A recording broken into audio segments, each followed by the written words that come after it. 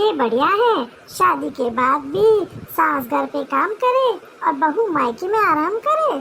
अब क्या हो गया मम्मी? दुनिया की बहू को देखो, वो सास की सेवा करती है और एक तेरी बहू है जो मायके में ही पड़ी रहती है। मम्मी मैं बात करता हूँ उससे। हमें तो तेरी शादी करने से कोई भी फायदा नहीं मिला। जैसे मैं पहले काम करती थी वैसे मैं आज भी काम तो कर रही हूँ। मम्मी तुम आराम कर लो, काम मैं कर दूंगा। लड़का ही जब बीवी का गुलाम हो तो बीवी तो सर पे चढ़ेगी ही ना। बस करो मम्मी, कितना सुनाओगी? मेरे कानों से खून निकालोगी क्या? मैंने भेजा है क्या उसे मायके? अभी आप उसे मायके से ससुराल बुला रहे हो, फिर उससे लड़ाई करोगे और ससुराल से मायके भेजोगे। मैं क्या करूँ उसमें? खानदान की कोई भी बहू अपने मायके में इतना नहीं रहती है जितना तुम्हारी बहू रहती है।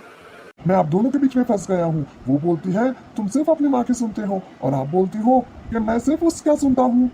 वो बोलती है कि मुझे आपके सिवा कोई दिखाई नहीं देता है और आप बोलती हूँ कि मैं अपनी बीवी का पक्का मजनू हूँ।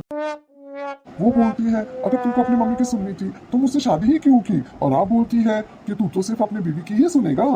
वो बोलती है तुम्हारी इतनी हिम्मत ही नहीं है तुम्हारी मम्मी के सामने कुछ बोलने की, और आप बोलते हो कि मैं भीगी बिल्ली हूँ, अपनी बीवी के सामने कुछ नहीं बोल सकता। अरे मैं करूँ तो करूँ क्या? मुझे ऑप्शन तो दो कुछ। तेरा भाषण खत्म हो गया हो तो अपने बीवी को मायके से लेके आ। अब उसे मैं मायके से लाके ही रहूंगा।